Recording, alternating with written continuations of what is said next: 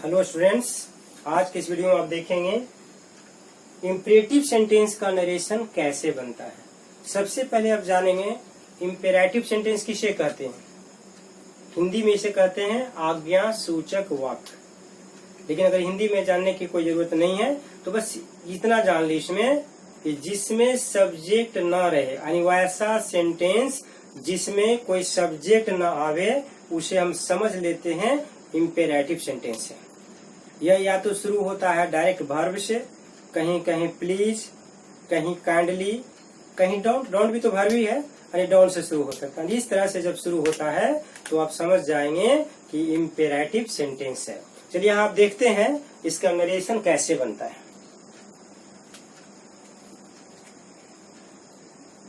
Number 1 में सबसे पहला जो इम्पोर्टेंट पार्ट होता है चेंज ऑफ रिपोर्टिंग वर्ब। सबसे ज्यादा जरूरी देखिए यही होता है। रिपोर्टिंग वर्ब का चेंज कैसे होता है, हर सेंटेंस में ये वैरी करता है, इसलिए और सबसे ज्यादा एक चीज और ध्यान देंगे, इम्पेरेटिव में सबसे ज्यादा वैरी करता है, यानी सबसे अलग जो होता है वो इम्पेरेटिव होता है। बाकी में 1 2 3 4 तक रहता था ना, इसमें देखिए बहुत तरह से आप यूज कर सकते हैं। यानी देखना पड़ेगा नेचर ऑफ सेंटेंस, सेंटेंस का नेचर है क्या है, इसके अनुसार इसको बनाना पड़ता है। अब जैसे लिखा रहेगा यहाँ सेड या सेड टू, यहाँ टू से कोई फर्क नहीं पड़ता, रहे या ना रहे उससे कोई फर्क नहीं पड़ता है।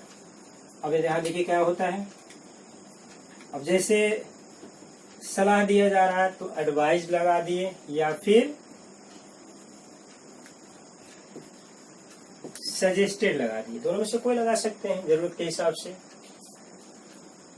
ऑर्डर अगर रहता है तो ऑर्डर लगा दिया, नहीं तो कमांडेड भी होता है। सेना के लिए जैसे खास करके आता है जिसमें हम लोग कमांडेड वर्ड यूज करते हैं। लेकिन सामान्य ऑर्डर जैसे किसी ऑफिसर के द्वारा, कभी टीचर के द्वारा, कभी माता पिता, ये कंडीशन पर डिपेंड करता है।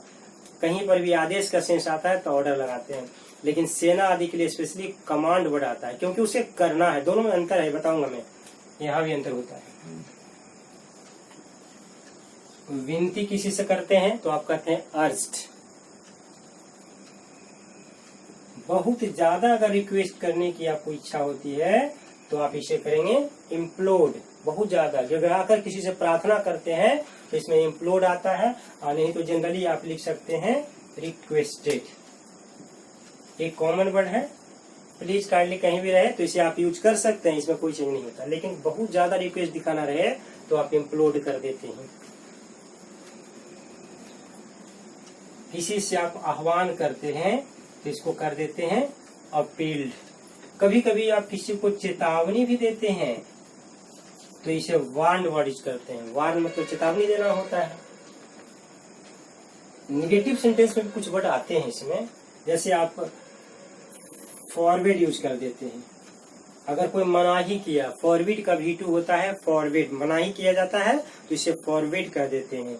या फिर अगर ज्यादा इसमें निषेध दिखाते हैं, यानी गलती करने के पहले ही अगर इसे रोक दिया गया तो इसको हम निषेध कहते हैं। तो ऐसे कंडीशन में क्या करते हैं, प्रोहिबिटेड। ऐसे इसमें बहुत सारे वर्ड्स होते हैं, लेकिन इतना से आपको काम चल जाता है, इतना काफी है। और इस तरह से सभी क्वेश्चंस को आप डील कर सकते हैं। ये देखना है, ये हो गया आपका रिपोर्टिंग वर्ब का कंडीशन कि अगर सेड या सेड टू रहे तो आप इस तरह से इसको चेंज कर सकते हैं according to the nature of the sentence. चलिए सेकंड में आता है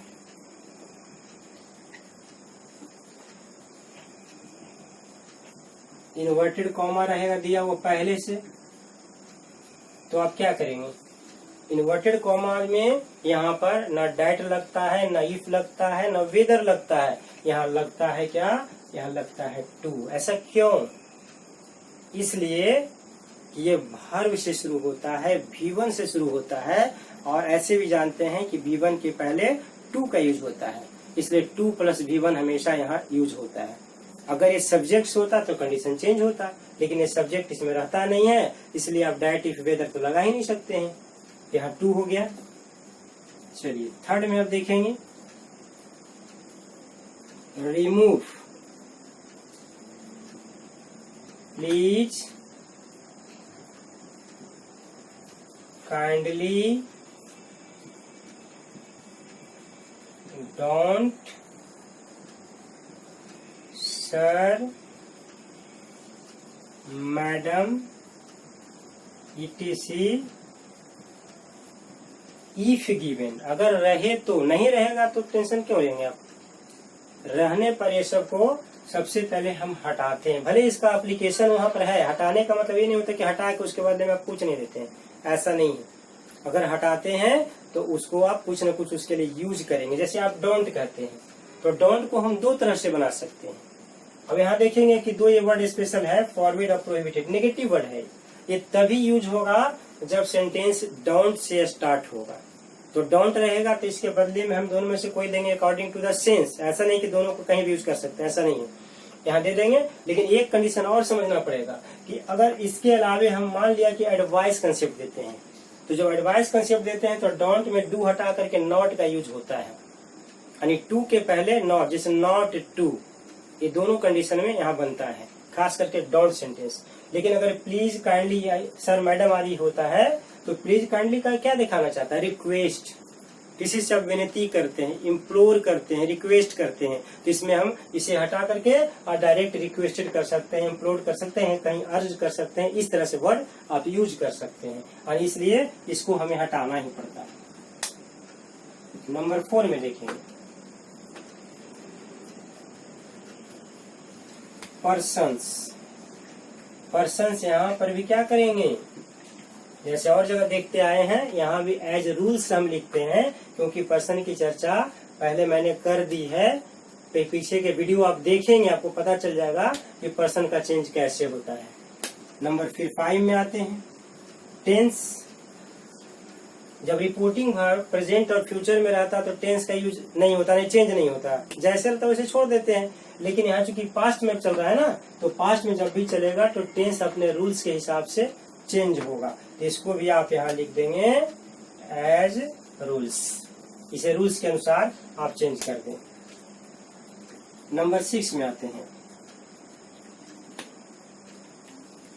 अदर पार्ट्स ऑफ स्पीच।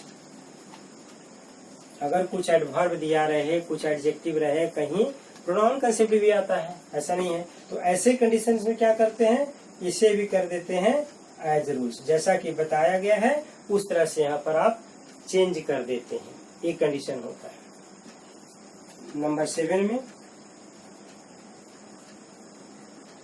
जैसा कि अभी मैंने बताया डोंट के बारे में, तो डोंट इज रिमूव्ड। सबसे पहले डोंट को हटा दीजिए, एंड नॉट प्लस टू। अब प्लस यहाँ पर जो भी वर्ब रहेगा आ जाएगा, इसको V1 भी कर सकते हैं, इज यूज्ड, या फिर यहाँ पर देखिए इस तरह से और लिख देंगे, और प्रोहिबिटेड या फॉरवर्ड इज यूज्ड। ये यहाँ पर कंडीशन पर डिपेंड करेगा। अब यहाँ पर कुछ समझना पड़ेगा आपको, आखिर यूज कब करते हैं। देखिए सबसे पहले ऑर्डर कमांड में अक्सर कंफ्यूजन होता है। ऑर्डर में क्या है, ऑर्डर में है कि आप आदेश का पालन नहीं किए तो दंड नहीं भी मिल सकता है, कोई गारंटी नहीं कि दंड मिलेगा। बहुत जगह हम ऑर्डर की अवहेलना कर देते हैं। जैसे माता पिता ही कभी आपको ऑर्डर कुछ देते हैं, आप नहीं करते, माता पिता क्या कर लेंगे, आपको जान ले लेंगे नहीं ना, समझ जाएंगे कि मेरा बेटा बेटी नालायक है, छोड़ देंगे। तो ऐसे कंडीशन में आपको कोई सजा मिले गारंटी नहीं है। हाँ, आप छोटे बच्चे हैं तो माता पिता आपको पीटते हैं, लेकिन जैसे ही आप बड़े हो जाते हैं तो माता पिता आपको पीटना भी छोड़ देते हैं। समझ जाते हैं कि मेरा बेटा या बेटी जो भी बड़ा हो गया है, अब इसे पीटना उचित नहीं है, कुछ कर बैठेगा।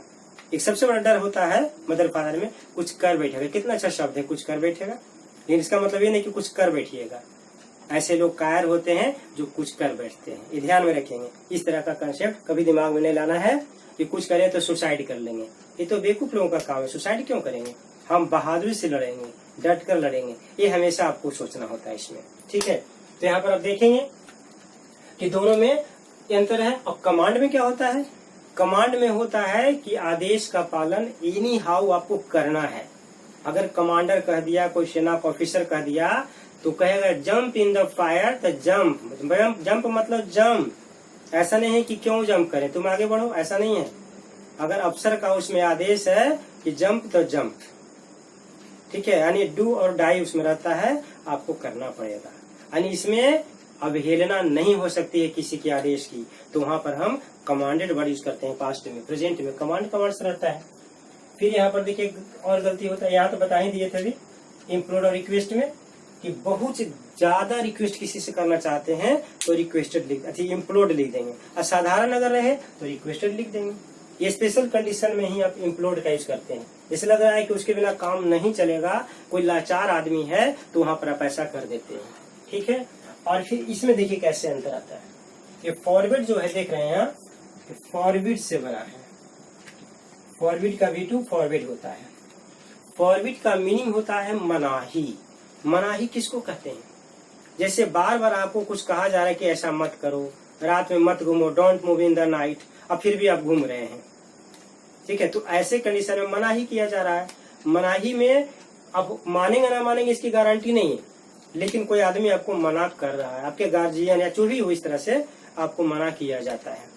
इसमें कोई जरूरी नहीं कि आपको दंड मिल जाएगा, ये मनाही हो गया। यानी गलती कर रहे हो उसके बाद, लेकिन ये प्रोहिबिटेड जो वर्ड देख रहे हैं, ये प्रोहिबिट से बनता है। इसका मीनिंग होता है हिंदी में निषेध। गलती करने के पहले ही आपको बता दिया गया कि गलती करना मना है। अगर आप गलती करेंगे तो दंड के भागी होंगे, आपको दंड मिलेगा। तो ये भी अगर देखा जाए तो सेना आदि के लिए सबसे ज्यादा यूज होता है, इसलिए लिखा जाता है प्रोहिबिटेड एरिया सेना में होता है। क्यों होता है? क्योंकि वहां जाएंगे ही नहीं आप, और अगर चले गए तो दंड मिल जाएगा।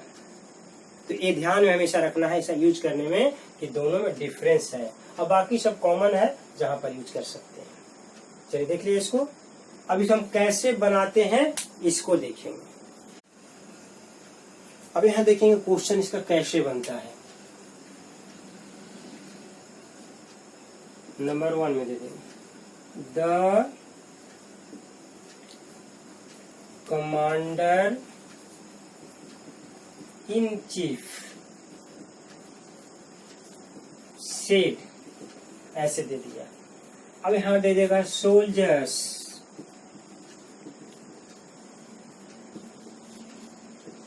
Go ahead,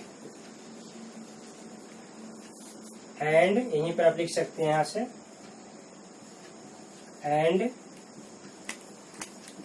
crush the force, ऐसे कर दिए। कमांडर इन चीफ ने कहा, किससे कहा? सोल्जर्स से कहा कि आगे बढ़ो और दुश्मनों को कुचल डालो। चाहे दुश्मन हमारा देश का जो भी हो, जिस देश की बात होती है उससे हम नहीं कहना चाहेंगे, लेकिन हमारे देश के खिलाफ कोई भी आवाज उठाएगा तो हमारे कमांडर इन चीफ ऐसा कहते हैं, और कहना चाहिए, हर भारतीयों को ऐसा कहना चाहिए। अब इसको बना के देखिए कैसे बनेगा। ये हो गया डायरेक्ट नरेशन में। अब इसका इनडायरेक्ट नरेशन बनाइए। सबसे पहले क्या करेंगे, जो सब्जेक्ट है इसको तो खैर डायरेक्ट लिख देना है। द कमांडर, कमांडर है ना, इन चीफ सेड है, तो यहाँ सेड हम नहीं लिखेंगे क्योंकि कमांडर क्या करता है? कमांड करता है। तो कमांड करता है तो उसके लिए हम वर्ड यूज करेंगे कमांडेड। किसको कमांड करता है? सोल्जर्स को करता है। तो देखिए इधर आया है ना, इसको फिर हटा करके इधर करना पड़ेगा, और यहाँ से हो गया। ये वोकेटिव केस में वर्ड है, नाउन है, इसको इधर ले आएंगे क्योंकि कमांडर इन चीफ किसको कह रहा है? सोल्जर्स को कह रहा है। तो यहाँ पर लिख देंगे द सोल्जर्स, क्योंकि एक साथ जोड़े हैं तो इसमें द अपने से पार्टिकुलर सेंस पे बनाने के लिए लगा देते हैं, वहां दिया वो नहीं रहता। डायरेक्ट जब हम बोलेंगे तो थोड़े कहेंगे द राम यहाँ वो, ऐसा नहीं बोल सकते हैं।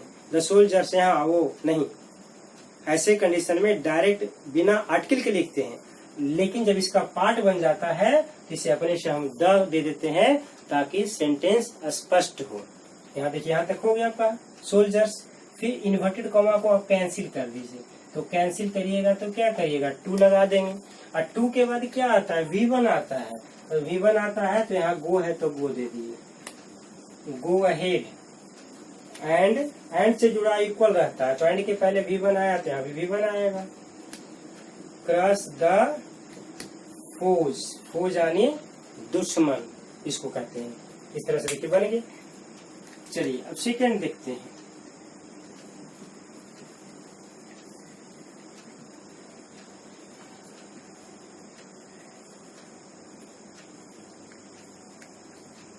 The officer said,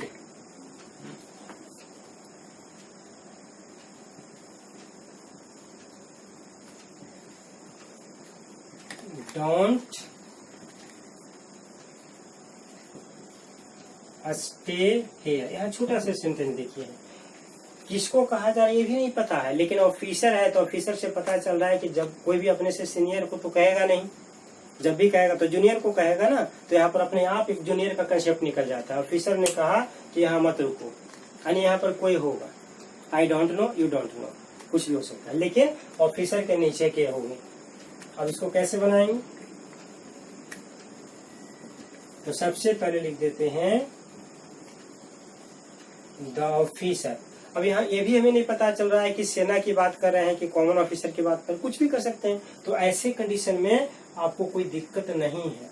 अगर ऑर्डर्ड है तो भी सही है, कमांडेड करते हैं तो भी सही है। यहाँ कैसे गलत होगा, ये ऐसे लिख दिए।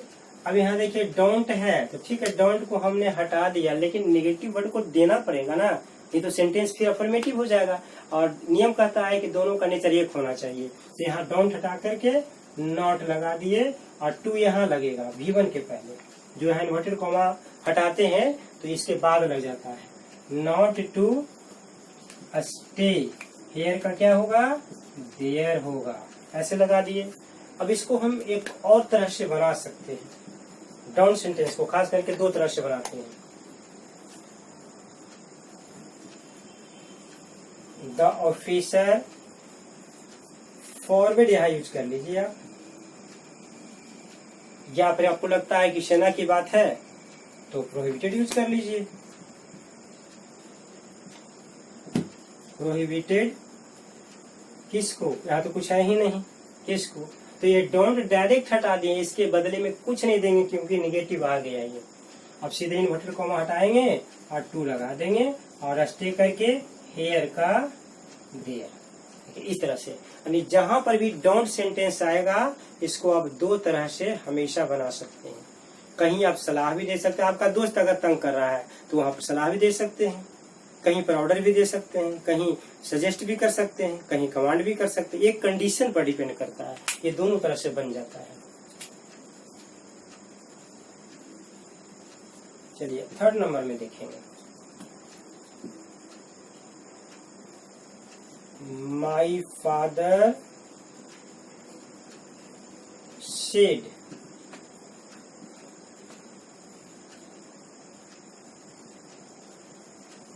डोंट वेस्ट योर टाइम, ऐसे दिया गया। यानी मेरे पिता ने कहा अपना समय बर्बाद मत करो। तो सबसे पहले हम यहाँ लिखेंगे माई फादर। अब यहाँ पर फादर क्या करेंगे, ऑर्डर देंगे, सजेस्ट करेंगे, क्या रिक्वेस्ट करेंगे, क्या करेंगे। रिक्वेस्ट का तो कंसेप्ट इसलिए नहीं आ रहा है कि प्लीज नहीं है, और ऐसे फादर रिक्वेस्ट करें बच्चा से अच्छा नहीं लगता है, गलत है ये। ठीक है, पिता पिता होते हैं, उनका सम्मान करना चाहिए आपको, इसलिए इस तरह की बातें आप सोच भी नहीं सकते, रिक्वेस्ट करेंगे। तो अब क्या करेंगे, तो माई फादर यहाँ पर आप उसको सजेस्ट कर सकते हैं। अगर आप बड़ा हो चुके हैं तो आपको सजेस्ट करेंगे, और छोटा है तो ऑर्डर भी कर सकते हैं, नहीं तो मना ही तो कर ही सकते हैं, यहाँ भी कोई दिक्कत नहीं है। तो इसको भी हम 2 तरह से बना सकते हैं ना। माई फादर अगर आपको लिखना है फॉरवर्ड से, प्रोहिबिटेड नहीं होगा, इस सेना की बात यहाँ नहीं आ रही है। सबसे पहले लिख दिए फॉरवर्ड, इसको हम हटा दिए। ठीक है, माई फादर फॉरवर्ड टू के बाद क्या V1 वेस्ट, योर टाइम, तो योर किसके लिए आया? सेकंड पर्सन यहाँ तो है, ऑब्जेक्ट तो है ही नहीं, लेकिन है। अगर गौर से देखेंगे तो आपको दिखेगा। कुछ बच्चों को नहीं दिखता है ना, तो इसलिए गलती हो जाता है। कहाँ दिखेगा आपको? यहाँ मेरे पिता ने कहा। तब मेरे पिता ने किसको कहा? मुझे कहा। यानी इससे पता चल रहा है कि यहाँ पर मी छिपा हुआ है। तो मी का यहाँ पर फॉर्म यू का योर होता है, तो मी का माई हो जाएगा। आप देखिए इस तरह से बना सकते हैं, my time, forward to waste my time. इसी को अब अगर दूसरे ढंग से बनाते हैं तो देख लीजिए, माई फादर सजेस्टेड, आप ऐसे कर देते हैं, माई फादर सजेस्टेड। उसके बाद इसको हटा दिए, ठीक है, हटा तो दिए, लेकिन ये नेगेटिव तो नहीं है ना, आपको सेंटेंस बनाना है नेगेटिव। तो अब क्या करेंगे? तो यहाँ लिखेंगे नॉट टू वेस्ट योर का माई टाइम। देखिए इस तरह से आप लगा सकते हैं, my father suggested not to waste my time. चलिए 4 नंबर में आते हैं। An old man said to me, please, comma फिर दे देता है, प्लीज कॉमा हेल्प मी। एक बार से तो काम चल ही जाता ना, तो 2 बार क्यों दिया गया? यानी 2 बार देने का मतलब कि मैं बहुत कष्ट में हूँ, मुझे हेल्प करो, मेरी सहायता करो। यानी ये रिक्वेस्ट से काम नहीं बनेगा, यहाँ पर आपको इम्प्लोड देना पड़ेगा, क्योंकि यहाँ ज्यादा प्रेशर डाला जा रहा है ना। प्लीज 2 बार कहने का मतलब यही हो जाता है। तब इसको देखिए आप कैसे बनाते हैं, इनडायरेक्ट नरेशन देख लेंगे। सबसे पहले आप लिख देते हैं जो सब्जेक्ट दिया रहता है, यहाँ तक तो लिख दिए। अब सेड टू है, तो 2 बार जो प्लीज प्लीज आया है ना, इसको आप हटा देंगे, क्योंकि प्लीज को हटाया जाता है, इसमें रूल देख लेंगे आप। अब यहाँ पर लिख देते हैं इम्प्लोड, ऐसे कर दिए। एन ओल्ड मैन इम्प्लोड, क्या इम्प्लोड, किसको? तो यहाँ देखिए यहाँ मी ऑब्जेक्ट में दिया हुआ है, तो मी भी लिख दिए। ये तो हट गया ना, और इन्वर्टेड कॉमा को कैंसिल करिएगा तो 2 लगा दीजिएगा, तो यहाँ 2 लगा दिए। और हेल्प V1 है, तो हेल्प मी किसके लिए आया? मी यानी फर्स्ट पर्सन है अकॉर्डिंग टू द सब्जेक्ट। तो यहाँ ओल्ड मैन है, तो ओल्ड मैन का क्या होता है? ओल्ड मैन का होता है ही, तो ही का ऑब्जेक्ट फॉर्म क्या होता है? हिम। तो इस प्रकार से इसमें बहुत तरह के सेंटेंस आ सकते हैं। आप अपने जरूरत के हिसाब से ये जो भी दिया हुआ है उसको देख सकते हैं कि क्या रिपोर्टिंग वर्ब लगेगा, डोंट बना रहेगा तो बता ही दिए हैं। और इस तरह से किसी तरह का क्वेश्चन कैसे आप अपना सोल्व कर सकते हैं। Thanks for watching this video.